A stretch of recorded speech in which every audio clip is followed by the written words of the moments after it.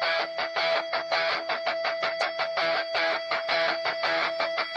the Ball Studio NFL Podcast. And now it's on. It's the Ball Studio NFL Podcast. Get ready!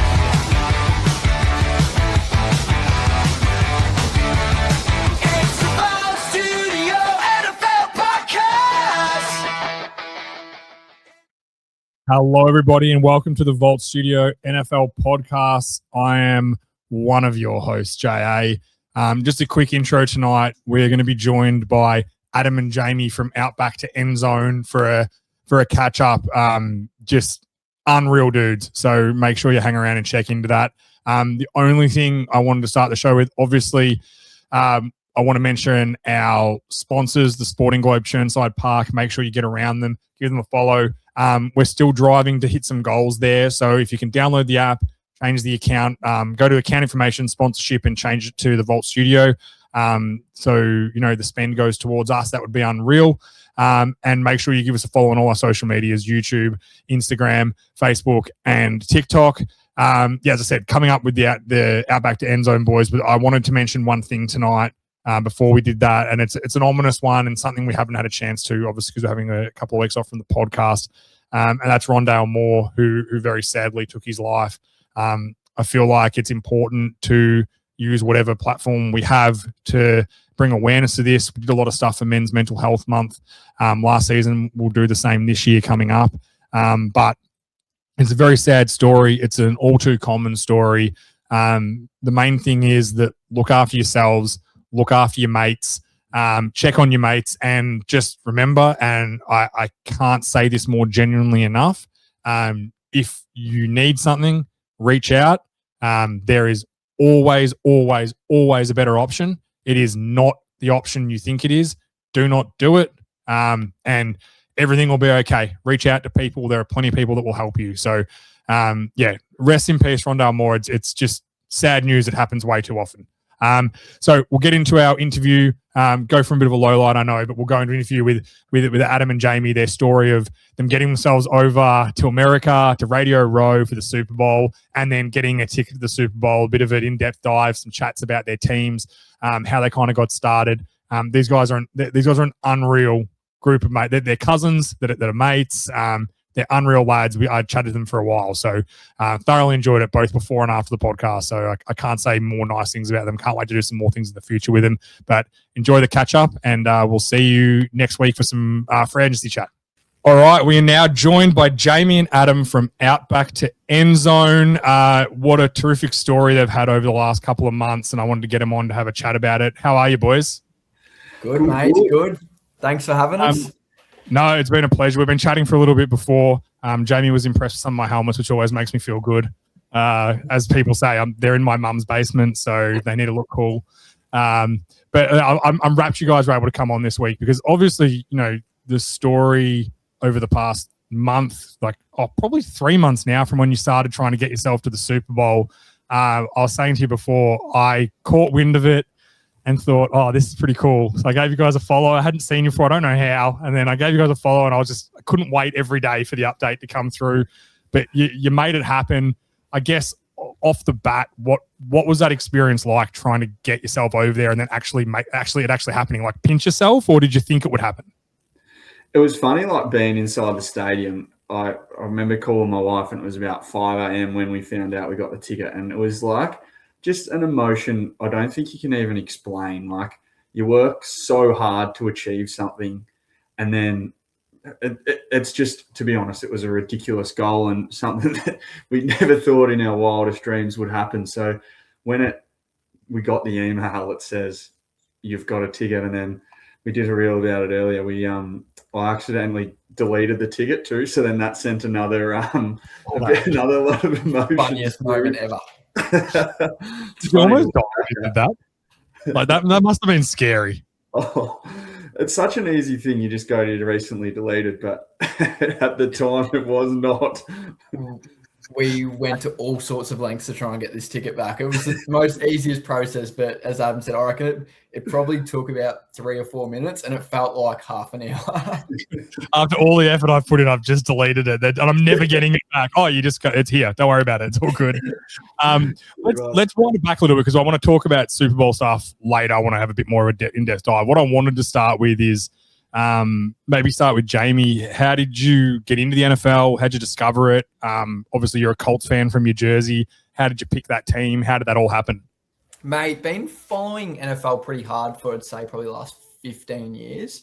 Or maybe, 12, 13 years. I really got into it when Andrew Luck was drafted by the Colts, but how I chose the Colts actually went back a fair bit further. It would have been about when Madden, I think Madden 06 had just come out, the one with Michael Vick on the cover. Used to go down to Video Easy every weekend and hire. I'm actually a nerd. That's Madden 04 because that was my first. Oh, Madden. is it? Yeah, with Michael Vick. I was even younger then. He was a cheat code. It was definitely the one with Vic on the cover. So yeah, I think we used to hire Madden out on Video Easy every weekend, and would always go with the Colts. Peyton Manning back in the day. We had some gun receivers like Reggie Wayne, Marvin Harrison, so Bob Sanders, who I could name for that whole team. We could get right into it. Probably won't. It was a very good team. Yeah, Dallas Clark was a good receiver. Some pretty good players in that team. Yeah, so you just like playing with them on Madden. I feel like that's almost every Australian NFL fan story. Is like I played Madden, picked a team, that was it. They were mine. When you're like that young, you can't like connect with the city or anything like that. Like when you're just getting into the sport, you choose one of the best players, which was Peyton for me. So ever since then, stuck with the Colts. And I would say it was probably when Andrew Luck got drafted was I really started watching every single week and getting right into it. Yeah, fair enough. What about you, Adam? How did you get into it? Yeah, so I'm a Browns fan, which, to be honest, the most common question when we were on Radio Row and at Super Bowl week was how the hell does an Aussie fan become a Browns fan? But similar, but it was 2K. So me and my best mate, we were deciding getting into NBA. He wanted to be a Kobe man, so I said I'll take young LeBron James.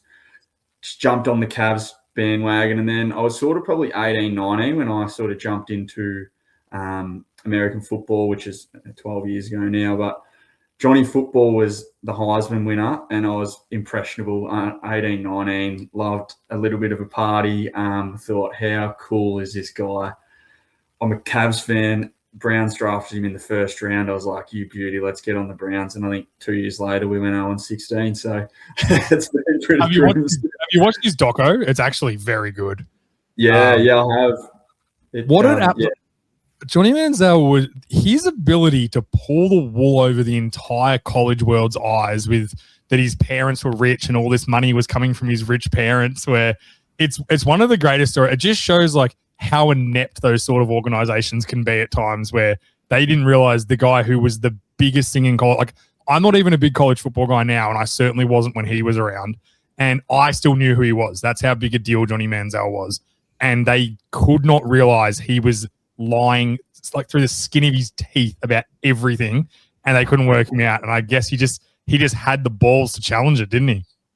He's just a fraud, to be honest. But on the field, he was a gamer. And then, like the story of him going to Vegas the day before a game and wearing a wig and disguise, like, he was generous behavior, and like 22-year-old me can I get it. Like, I think when you're younger, you kind of get it. He's a college kid. He wants to go out and party with his mates, and he couldn't do it as Johnny Manziel, so he's like, I'll put a wig on and go there. I'll still ball out tomorrow. I'm way better than everyone, so I'll be fine. I think, his issues was when he got to the NFL where, like, I've seen some stuff Shanahan talking about him where Shanahan was the OC or the quarterback's coach there maybe, being like, the OC, he's like, I didn't want to kill him because he clearly wasn't doing any of the film stuff. He couldn't keep up with it. The other quarterbacks in the room wouldn't help him because they didn't like him. Hoyle was just being an asshole to him and not being a good vet, just like sabotaging him on purpose. And obviously, like, when you're a 20-year-old kid and it all starts to catch up with you, right? Like all that stuff catches up with you and you can't perform, and the NFL it's such a jump already, and then no one's supporting you or you feel that way. And this is what happens, right? And this is, unfortunately, as a Cleveland Browns fan, it just seems to be just a real common trend with that team. They can't get it right. Talking about Watson trade. Yeah, I was about to say, talk about the ineptitude. We had a guy who had obviously bad charges, and oh yeah, we're doing all this background information. Well, did they do the information that he forgot how to play football? Because that's been the biggest issue since he's been at the Browns. I think it was a curse. I remember vividly doing the podcast after they traded for him and saying this is going to end badly. I didn't think it would end badly with him sucking. Like, I thought he'd still be good, but something would go wrong. He'd get arrested again or something like that. But I was like, they've cursed themselves here. Like, you don't make that trade. Like, ethically, you just can't do that as an NFL team. And then, yeah, it just backfires. But you must love Myles Garrett. He's the shining light for you. He's been my boy. My Myles Garrett jersey. I think I wore it 4 out of the 7 days we were in San Fran for What, 7 out of 7? You've only one good player. You got to wear it. Actually, that's not true. No award's good. There's a few good players. What do you think of Shador? Yeah, I think Shador. Like, I think I've seen enough that he's the quarterback next year. I think with the draft coming up, I think we got pick 6. We have so many flaws. We need receiver. Our defense is pretty solid, but we need receiver. Our whole O-line's now gone. So there's so many holes with those 2 first-round picks. We need to address weapons and O-line. And, well, I think Mendoza is probably the only quarterback in the draft. So I think it's worth giving Shador 12 months, give him the opportunity. They're going to fight it out with Watson, but let's be real. Watson, he's done. I don't think Watson wants it anymore. When you give him guaranteed money, it doesn't matter. He doesn't care. He's getting it no matter what, whether they cut him, whether he plays. Why would you bother playing if you're going to get it all anyway? 100%. And Monken wanted Shador in last year's draft process. Like, the Ravens were going to draft Shador, and he said, I want to go where I'm a chance to start. So I think he'll get the best opportunity, and he did show glimpses last season. So hopefully we can score more than, I think it was 16 points a game last year. It was pretty grim waking up at 5 a.m. to watch 16 points a game. So him and Judson's I'm a Cowboys fan, and I found that grim, but at least they scored 40. At least it was fun sometimes. It wasn't fun losing, but at least it was fun to watch, Dak throwing the ball around. Jamie, what about your Colts? What do you reckon? Daniel Jones comes back? Surely they re-sign him. They got to give him a chance. I think we definitely run it back with Danny. In terms of what we're going to do at the draft, we're not picking in the first round for the next couple of years, so we can forget about that. Did you like the Sauce Gardner trade? Do you think it was a good move? Like, it's probably hard to tell now because he got hurt a bit, but when he played, he was fine. Like, he wasn't bad at all. But do you think it's a good move for the future? I'm all for going out and just getting a guy with a first round pick, like a guaranteed guy that's 25, 26, that's got plenty of good football ahead of him and a top 5 player in their position. I'm all for that. It's just how the rest of the team sort of fumbled and fell apart when that sort of happened. And obviously you can't help injury with Danny going down for the rest of the year, but the rest of our team, like our O-line was pretty average after that. Our receivers just all fell apart, and our defense in general just sucks. So I don't know how we're going to go next year. But in saying that, if you had to ask me around week 13, week 14, I probably would have been one of the happiest blokes in Australia. I reckon I was that excited. I thought we were going to make a good run. But, yeah, we'll see how we go. Like, the AFC was a really hard conference because it was so top heavy. Like, there was like I feel there's only a couple of really good teams, right? And then like teams capitalized on beating. There's a lot of mid-tier teams, and then there was a few really crap ones that everyone just kind of beat up on for the whole season. And the Patriots, I don't like shitting on them, but they kind of ran that easy schedule all the way to the Super Bowl, which it just kept kind of falling their way, which happens for teams. And if you want to win Super Bowls, like, stuff has to go your way. That's just the way it works. It's such a fine line in the NFL. But the AFC was like that. Like, if Herbert's got his 2 starting tackles, they're probably the best team in the AFC. If that interception's called a catch, whether you think it is or not, I know it's everyone's 50-50 for Buffalo, but if that's called a catch, Buffalo are probably in the Super Bowl because they're beating Denver. They're beating the Patriots the next week. Like, they were so much better than them. And like, there's just so many sliding door moments in NFL season. The AFC, that's why I think it's so open, because if you can just, a couple injuries in your division, teams falter and just lose a couple of games against some good teams, your record's so important in the AFC because you play. If you get some of the crappy teams, you can kind of build some games up early, which is what the Colts did last season. And then if you lose your quarterback, though, whether you think Daniel Jones is the best quarterback in the world or not, I think he was pretty competent last year for most of the year. But as soon as you lose your starting quarterback, you're in real trouble anyway. Like your seasons, other than Nick Foles, it's never really happened before, and Tom Brady, I guess, back when he took over from Bledsoe. But it falls apart. And if you don't have a quarterback for a start like the Browns, then your season might as well not start. It could be worse. I don't know if it's worse. You could be the Jets. I don't know if that's worse. Well, they beat us, so you're a Myles Garrett away from being the Jets. So hang on to that, I guess. But yeah, we'll see how it plays out. What you're saying about the AFC, I thought was so true though. Like even as a Browns fan, and I know this might sound delusional, but our defense was one of the top 5 defenses in the comp. And every week I thought, well, if we get competent quarterback play, then we can win. And it didn't matter if we were playing against Pittsburgh, who were frauds, or even Denver. Like they were one of the best teams in the AFC, but like they were gettable. Like I didn't feel like, as you said, credit to New England for running it and getting to the Super Bowl, but I felt like there was a lot of gettable AFC teams, and there'll be a lot of like your Josh Allens, your Lamar Jacksons, your Joe Burrows, that this was the year that they probably let it slip. What if Joe Burrow plays the whole year? You could argue the Bengals are probably the number 1 seed in the NFC, in the AFC, and they could potentially go to the Super Bowl. And like healthy Joe Burrow on that Bengals team, he's still a better chance than the Patriots were against Seattle. Like I think as a show, we kind of always thought it was the Rams for most of the season. Like it's Rams. Eagles for a point at Big George does a show. He's a big Eagles fan, so he was always on the Eagles. But me and Scotty were more like, I think the Eagles are getting a little bit tinny most weeks. The offense is going to hurt them at some point, whether that's the OC or whatever you want to call it. They've got all the excuses in the world, those Eagles fans. But we always thought by playoff time it was Rams or Seattle. Like it was whoever's winning that matchup when they face each other, they're going to win the Super Bowl, because the AFC just said before, it just became so fraudulent by the end because there was too many injuries. I don't think if Bo Nix doesn't get hurt, they probably make the Super Bowl, Denver, but I don't think they beat Seattle. I don't think they have the firepower to beat them. And I also think that, if you're playing the ifs, buts, and maybes, like I think it was a catch for Josh Allen. So I think Josh Allen should have gone to the AFC Championship game anyway. So, you're a ref away from going to a Super Bowl, maybe your coach not getting fired, all the turmoil and turnover now. Like they're sliding doors in the NFL. You could write books on it because that's called a catch. They win that game. There's no coach firing. There's no turmoil in the offseason. Everyone's happy. They've gone to a Super Bowl probably and maybe won it. Like Josh Allen, I wouldn't bet against him in a Super Bowl, whatever. Like he's always got a chance. 100%.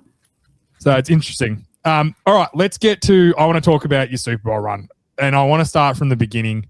When did you get the idea like that we're going to get to the Super Bowl? When did that start? Well, it was probably like one of the dumbest things I've ever done, to be honest. But I was lying in bed with my wife, and we were sort of our page story, I guess, was a lot of highlights, and we sort of wanted to transition to like face content, bit of a podcast down the track, like turn it into more of a us page. And I just said to my wife, I was like, what's the thoughts of trying to do a challenge to get tickets to the Super Bowl? And she's like, that's not going to happen. And I was like, well, it's not. And she's pregnant at the moment, and we've got an 18-month-old son. And she's like, well, what happens if it does? Like, you can't go. And I'm like, yeah, well, it's just not going to happen. Let's do it. And I floated the idea to Jamie, and Jamie was a bit like, oh, it's a bit stupid. But then we sort of planned it a little bit of how we wanted it to look.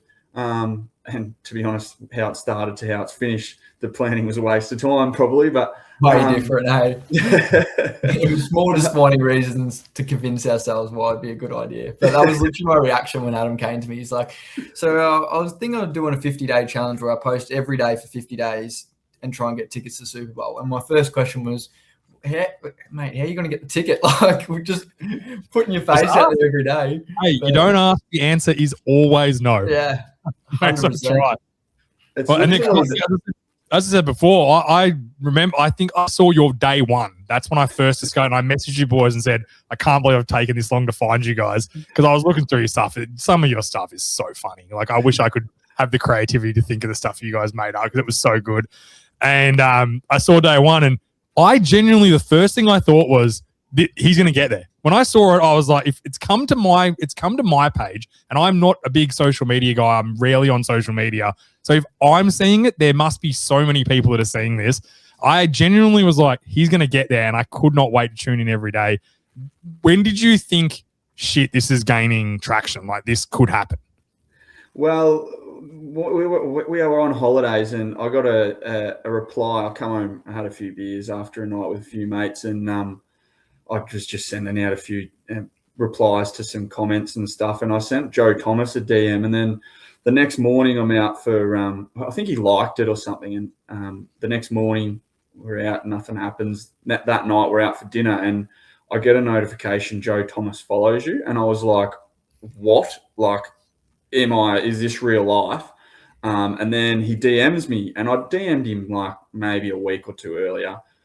And he just says, yep, cool, would love to collaborate and link up. And I was just like, I'm at the table at dinner with my wife and her family, and you could ask them, I didn't eat any dinner. I was on my phone. I was like, I cannot believe this is real life.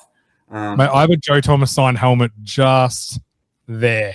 He is not only I played offensive line when I played football, and I'm a big offensive line guy. I love it. He is one of my favorite players of all time. I love that dude.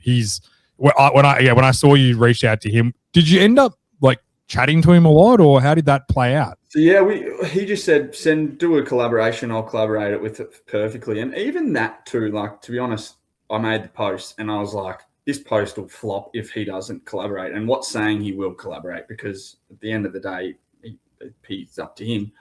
And I remember being in bed, and me and Jamie we literally called each other. We're like, he's fucking collaborated. How cool is this? So then that sort of started it. And then childhood, doesn't it? Yeah, exactly. And then since, like, I've messaged him 20 times. He always replies back. He said he loved the story, loved the journey. Super Bowl day, I would have chatted to him for 5-10 minutes just over DMs. It's probably 10 DMs just there. And it was crazy, to be honest. It's amazing. Like, do you think these NFL guys, I was telling you guys before, I had some back and forth with Ryan Clark not long ago, which was really cool. Do you think they realize how big a deal it is for, like, obviously NFL in Australia is still a pretty niche sport. It's certainly growing. The game coming here next year is a real help for that. But really the true, and I'm not trying to sound like an asshole here, but the true like NFL fans that love the game, get up every Monday morning at 3 a.m., then 4, then 5, that plan their life around, hey, I've got to try and I want to leave work early so I can get home and do this. Like, that genuinely love and want to watch every single game. It's still a very small community. And like a lot of people who are just, a casual NFL fan, they wouldn't understand what like someone like Joe Thomas replying to them means. But if you're a genuine NFL person and you love it, like, I wonder often if they realize how big a deal that is for people like us, just to get some back and forth from people who have been such a massive part of the NFL. Yeah, I don't know, but what I can tell, even just from Radio Row, we talk to so many, and how willing they are with their time is incredible. And I guess one thing I think we might have a bit different is we are, as Australians, well, I would say me and Jamie are, but I think most of us are, we're very like thankful. And I made sure every time I spoke to Joe, I was like, thank you so much. I appreciate it so much. And whether that's something the Americans don't do, I'm not from America, so I don't know, but how genuine we were, and I guess how thankful we were, I think definitely didn't go unnoticed to everyone we chatted to at Radio Row, but especially Joe. Americans are not like, I don't know how to say this without being rude, because I'm actually not trying to be rude about them. They're not casually polite. They're not ungrateful or nasty people in any way. But the Australian culture is like, you get a coffee, thanks, mate, really appreciate you. Someone holds a door open for you as you're going past. Like, oh, thanks, legend. You're a legend. Thank you, mate. Like, we're naturally like a casually very appreciative. It's almost part of our like vocabulary. Like, we're just like someone, you're on a work site and someone passes you a nail. You're like, oh, you're a legend, mate. Thank you. Yeah. You save me grabbing it.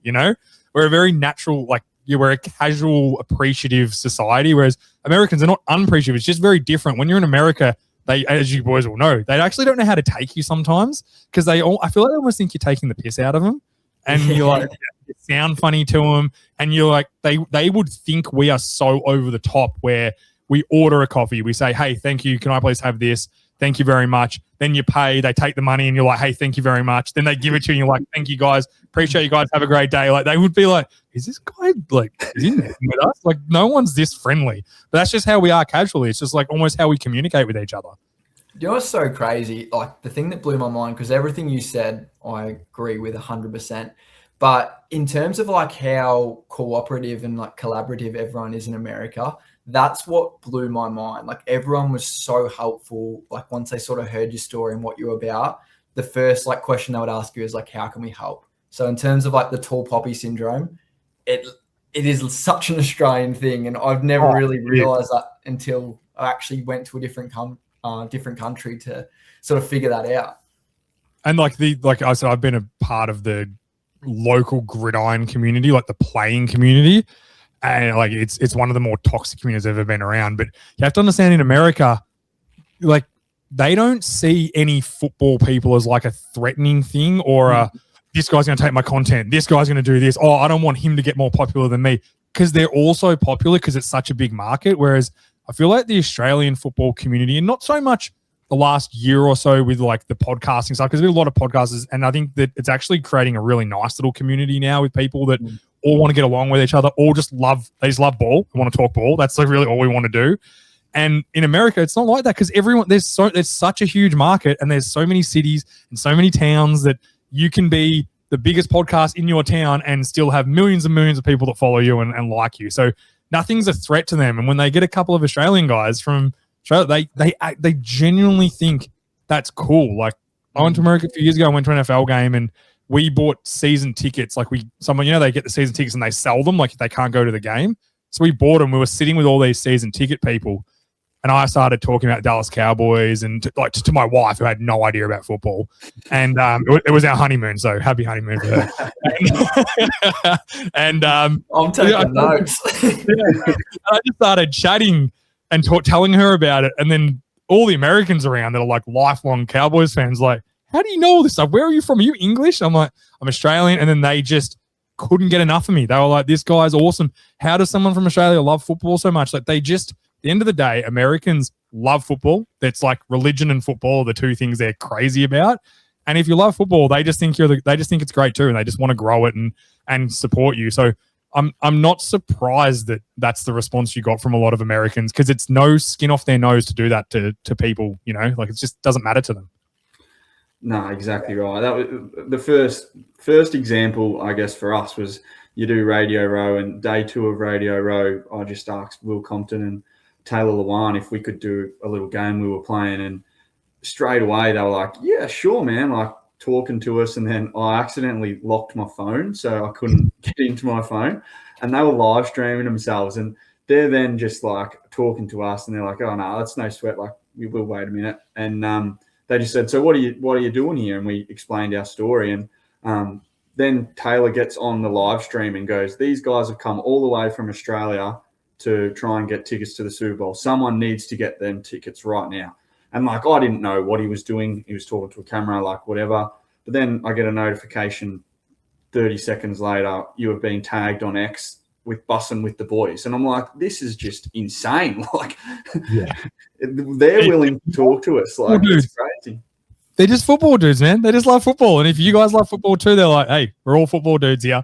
Once you're at Radio Row, I guess everyone's just a football guy. So now that's all. What was your, Jamie, what was your favorite interview or interaction you had at Radio Row?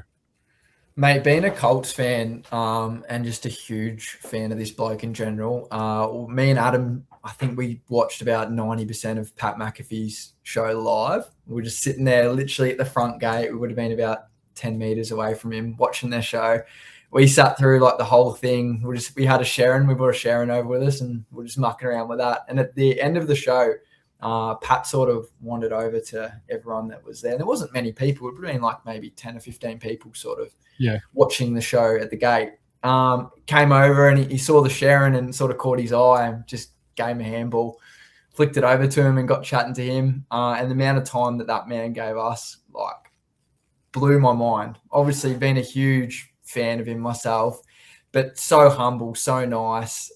He gave our page a big plug and also gave like Australian fans a big sort of shout out for their commitment to watching American football as well. So that one blew my mind.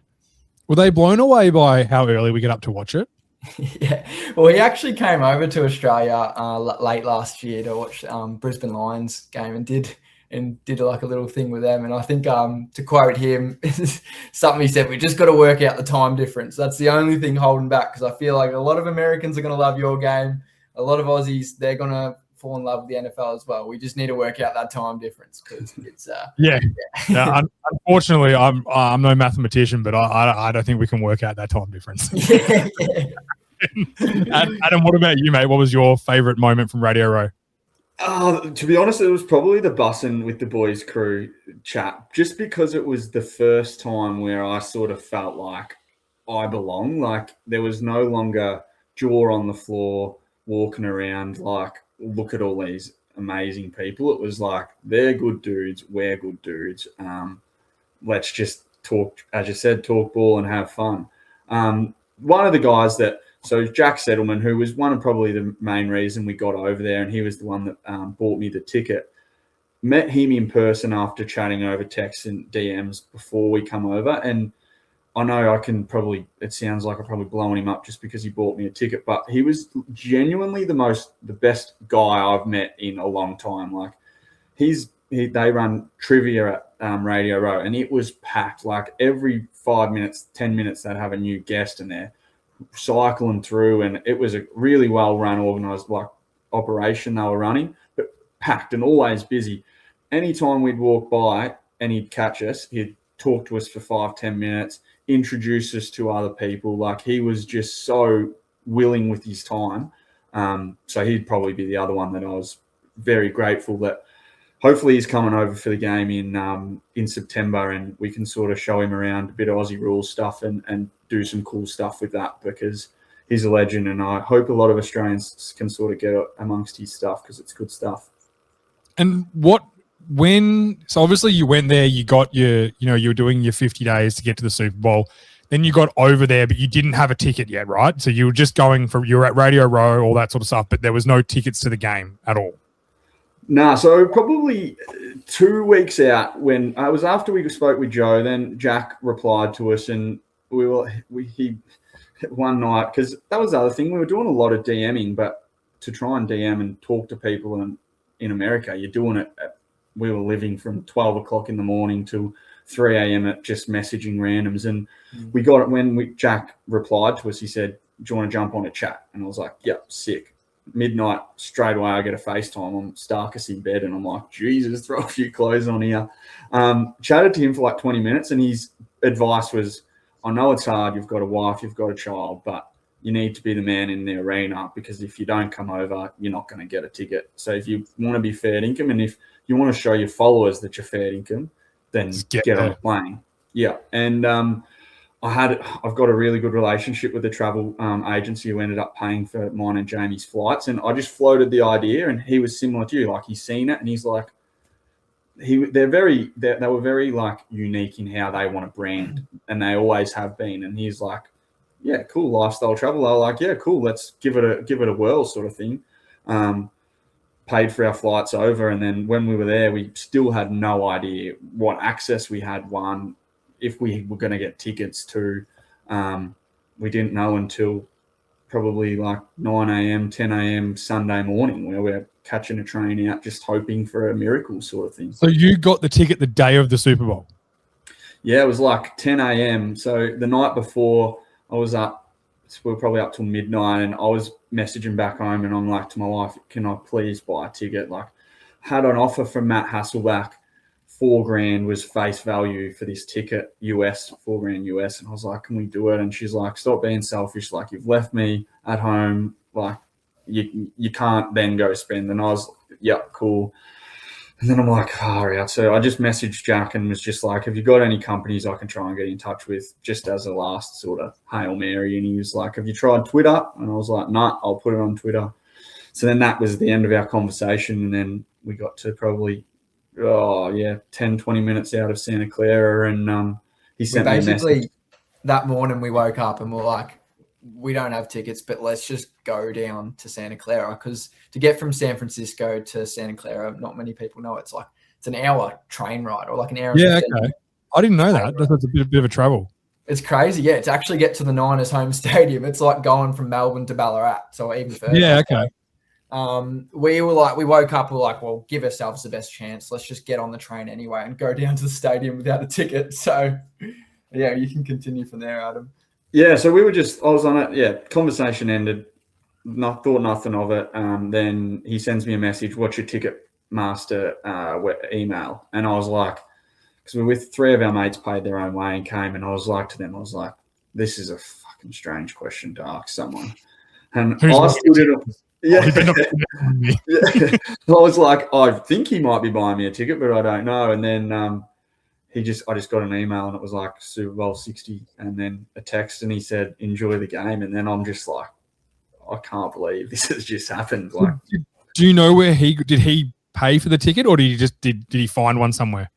No, so he bought the ticket. So that was the other thing. A lot of people said to me, oh, he bought the ticket because you connected with him before you went over, and then he just surprised you on the day. I can promise he didn't, because the people we were sitting next to, I was just chatting to him, and he said, oh, I see you decided to buy these tickets this morning yourself. And I was like, yeah, I actually told him the story. I was like, I actually didn't buy the tickets. And they were like, well, we bought them at 10 a.m. or 9 a.m. and they were still available. So he definitely bought them the day that of. morning. Yeah, and got us the tickets. So it was pretty wild.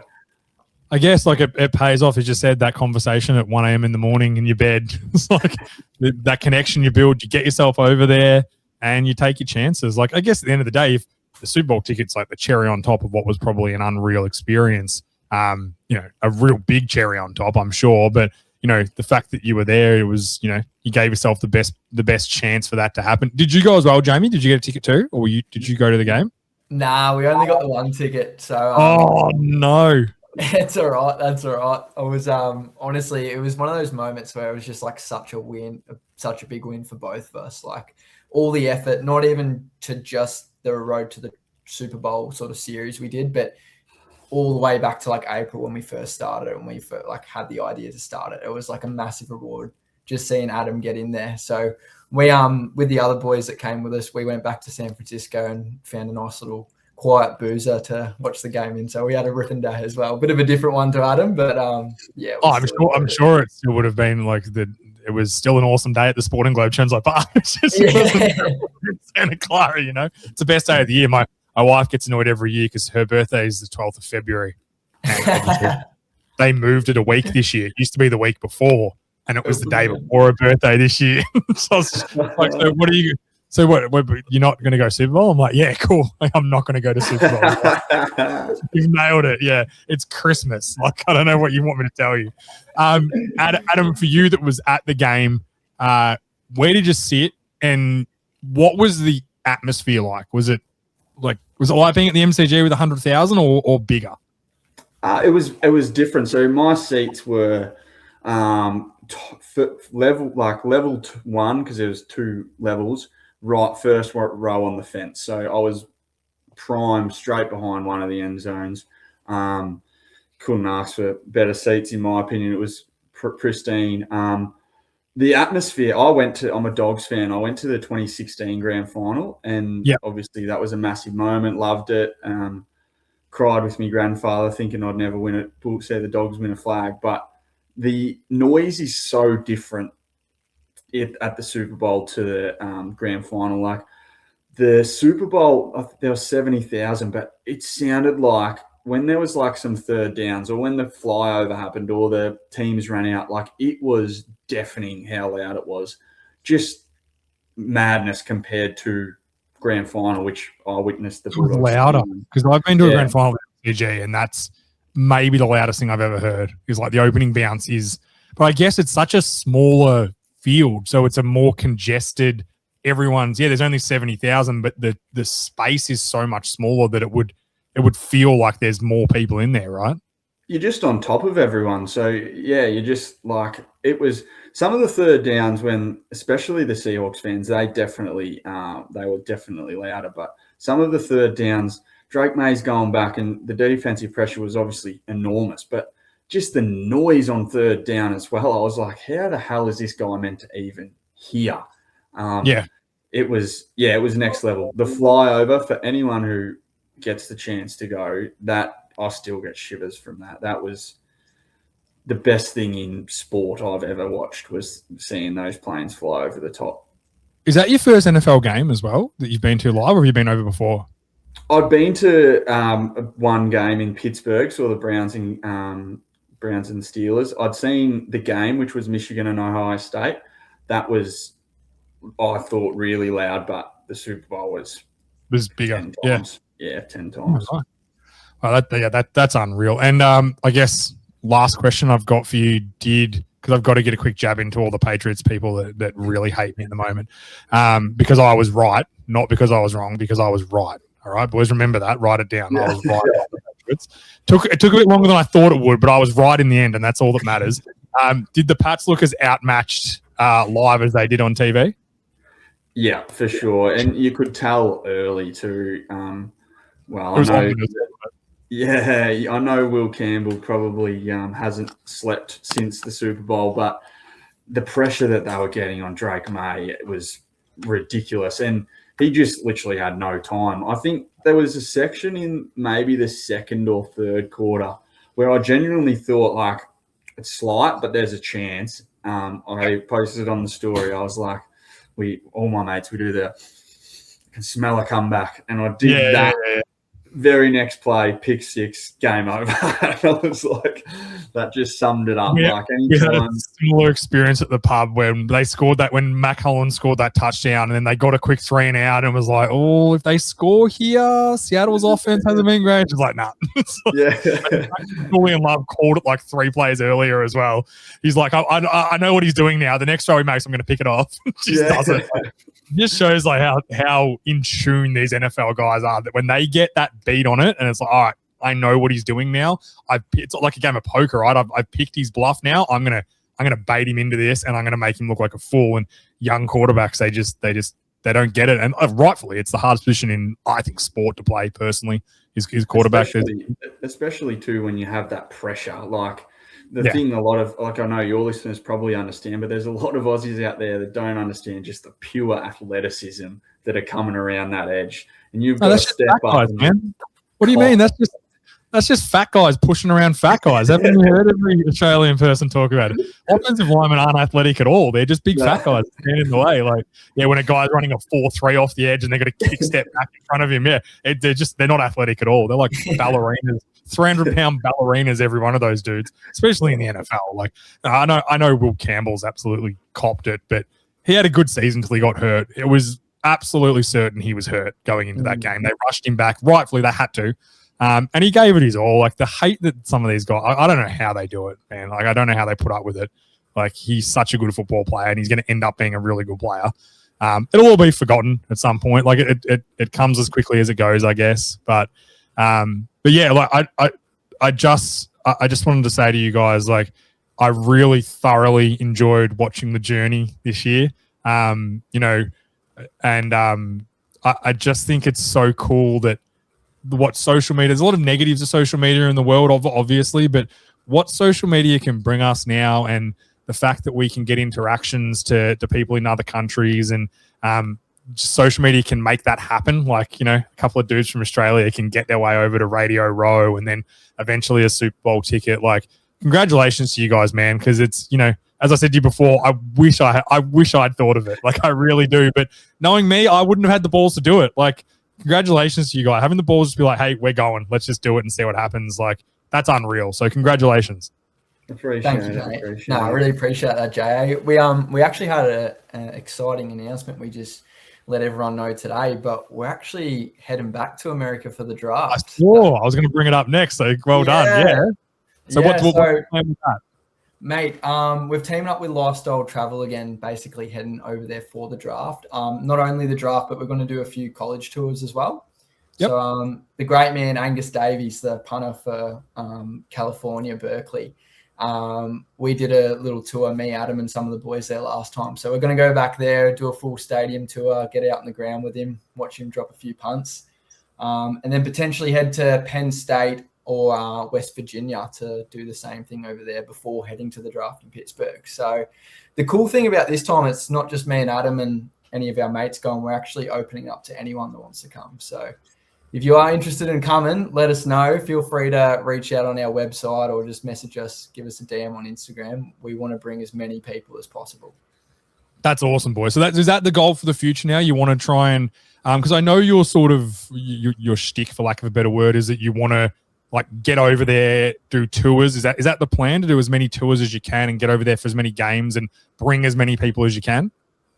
That was our initial, when we sort of started our page, we were I was lucky enough in 2019 to go over and tour Michigan State and Michigan. And I just remember doing them and being like, man, Aussies would eat it up, whether you're a football fan or whether you're just a sports fan, because like Cal Berkeley, when we did it the other week, it is better than Collingwood's facility. And Cal Berkeley isn't close to one. Like, it's a nice facility, like very good facility, but it's still not the best sort of thing.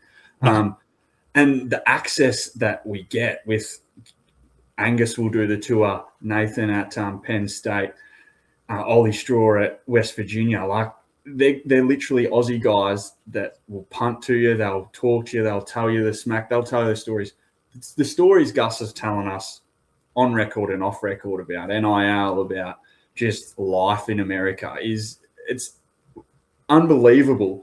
And I guess when we did it and experienced the Super Bowl and how we could do it, we were just like, we need to do this now and get as many Aussies as we can over there with us just to show it, because it's so cool. So, yeah.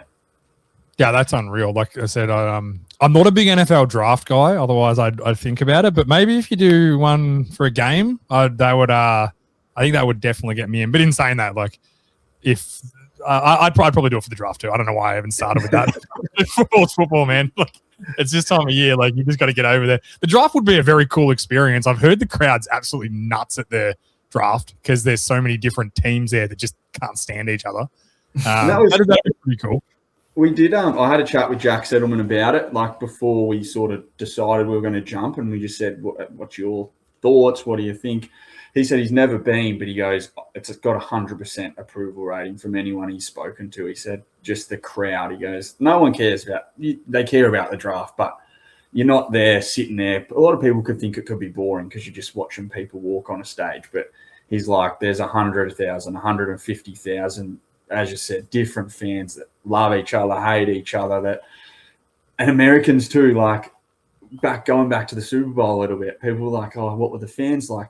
Pre-game, you have Seahawks fans yelling "Seahawks," and then you've got Patriots fans telling, "You haven't fucking forgot about Malcolm Butler, have you?" And like literally going at it each other before the game. So like, I just can't wait to get involved in that at the draft and just see. The banter of it all. That's the truest way, isn't it? That's what we love about it. Banter, the culture. Like, it's like, this is where like Australians don't get it. It actually suits our culture, the American sports. Like, they're very territorial. They're very club based. This is my team. I live down the road from this college, so I will support it no matter what. I don't care what you say. I don't care how good your college is. You'll never change my mind. Like, it's a real territorial landscape, American sport. And I think NFL is like, I don't think people genuinely in Australia understand how big football is in America. Like, from like 11 years old, younger, to NFL, like, it is the biggest thing in their worlds. Like, people don't understand it. It's so hard to comprehend. Yeah, it's even just being in the city of San Francisco on Super Bowl week. Nothing. It's like, and I've been AFL Grand Finals as well, grown up around Melbourne my whole life, and always been one of my favorite things is the buzz that comes over Melbourne Grand Final week. This was that times 20. Like, yeah, okay, just nuts. Everyone wearing jerseys, everyone talking football. Me and Adam went into a bakery and they'd crafted like bread with like the Lombardi trophy, like just random stuff like that. Just everything is football that week. Yeah. It's football and religion. That's America. Like, That's just what it is. Summed up. Before we get out of here, what do you guys think of the game next year? Rams and 49ers at the MCG. There's been a lot of people come out of the woodwork now that hate it's at the MCG, which I've seen, which I get from a like viewing point of view, but look, you got to be honest. They want as many people at that game as possible, and it looks like they're probably going to get over 100,000 there. Are you guys excited? Are you worried? How? I'm concerned how we're going to get tickets because I think there's going to be so many people that want to go. Yeah, mate, stoked for it to happen. I'm so excited. I agree with you. I don't know how it's going to look, but I'm glad it's at the G at the end of the day. G's best stadium in Australia, so I think it had to be played there. Tickets is going to be a nightmare, but if anything, if we can get a Super Bowl ticket between us, I'm sure us three, between all of us, we can find one that's a game that's in our own backyard. So we'll cross that bridge when we get to it. I'm going to have to start 50 days of asking someone to get me a game because otherwise I don't reckon I'll get one. We looked into buying a box. Like we emailed all the corporate stuff. Like, we just as a big group of mates want to buy a box, and they're like, you know how many of you morons have emailed us? Like, go away. They're all corporate. Like, no one's getting them. It's not about money. Like, we don't care if you guys can buy it. Go away. Like, they're not for you. They're for all the big companies and people that'll come out and all that sort of stuff. I was like, you guys are the last people on our list to give you a ticket. And you think the only one, we're like, how smart are we going to be? No one will do this. It's like everyone's thought of this. Every group of 20 mates has thought, let's buy a box. I literally had a phone call from a guy today saying exactly that. He's like, you should try and, even if you can't afford it, but just try and book up a box. Like, that'd make sure you look next level. And I did think that it would be popular, but I'm glad you've saved me an email. Yeah, you might be able to. You guys have got a bit more. You just got a ticket to the Super Bowl and got to America, so you might have a bit more clout than us. But yeah, they were very. I would have said quite impolite when they said stop. I emailed them like 4 times in about 2 days, and they're like, "Can you stop now?" Where I'm like, all you had to do was say no. Like, I just didn't know if you'd seen it or not. But like, you think you're the only dickhead that's emailed us about a flight? Like, fair enough. Adds up. All right, boys. That's it. I want to really thank you guys for coming on. It does mean a lot. Like I said, I've genuinely mean like the last 12 months for us growing the community, meeting guys like you, Snap Count Society, Tiffany, like all these people that are just, Seahawk Sam is doing a podcast with us tomorrow night to talk about him being fan of the year. Like, I never thought we'd have an Australian be fan of the year. Like, I think the community we're growing now, and if we all just keep loving football and keep bringing it out here, I just think it's such a cool community because it is rare. I think the amount of people that genuinely love football and want to be up at 3 a.m. on a Monday to watch the Cleveland Browns score 12 points, or the Cowboys score 40 and lose. I think that there's just not that many of them in this country. So I think we're we're a special bunch, and I appreciate you guys jumping on and just having a chat with me and telling your story. Like, appreciate it very much, boys. No, thank you. Love the work that you guys do as well. And I just think it's everyone support each other, and it will make this community stronger and stronger, because we're doing a little bit of stuff with like statistics about American football growing in Australia too. Like, one I would have said a million times while I was in the States, but 2023, the Super Bowl had 1.68 million watch free to air. 2025, 2.7 million watched it. So the rate that it is growing is massive. So I just feel like the more we can just keep getting the word out and support each other is the best. And do you think how many of that is people that want to get pissed on a Monday morning? Do you think maybe a million? I'm taking a day off Monday. Pubs are open at 8. We're in. 5%, yeah. Exactly. All right, boys. I really appreciate it. We'll definitely do some more stuff in the future. We got to keep working together because it's been a great chat. I really appreciate it, boys. So thanks for everything, and we'll catch up soon. Thanks, Jay. Cheers, mate.